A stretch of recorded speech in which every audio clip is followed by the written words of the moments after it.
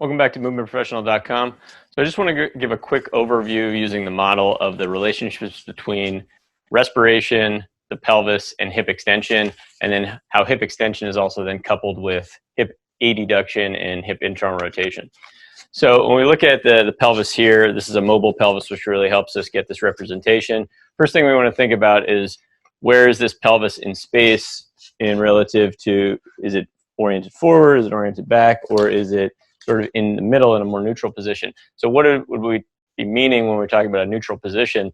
So what I'm referring to is right above here would be the area of the rib cage and then the respiratory diaphragm. So our goal here would be to have this little space here where the pelvic diaphragm is. The middle of that would be lined up vertically with the middle of the respiratory diaphragm. So that would be our goal, our intention, to say that that area is fixed, so then we can really appreciate true motion of the hips. Because if I'm trying to move the femur, but the pelvis is moving, or it's starting in a position that's, say, more forward, then what motion that we're really getting at the femur is a bit of an illusion. We're not really moving from the hip. So we're going to try to say that our starting point is a stacked respiratory diaphragm over a pelvic diaphragm.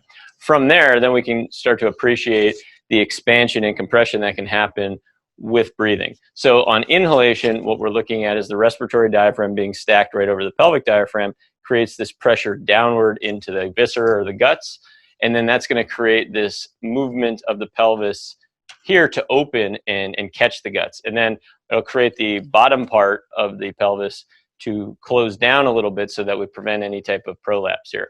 Now, what happens to the pelvic floor musculature is they'll actually expand a little bit downward, sort of like a trampoline. So when we exhale and everything starts to compress back to where it was, then there's just this natural recoil effect. And then the same thing happens at the respiratory diaphragm. There was an initial dropping down of the middle of the diaphragm, and then on the exhale, there's a recoil up. So what that recoil does to the bony areas, it brings the ribs down up here, and then it brings the front of the pelvis inward, at least at the top here, and then it opens the bottom. So we create this movement inward. So what that does to the acetabulum here, where the hip is it creates a motion inward towards internal rotation. So now my hip is moving more towards internal rotation, which would be having the leg be able to be in a plane which can go straight back better. So if we are in this inhaled pelvis position, what happens is now the femur is pointed outward towards abduction, external rotation.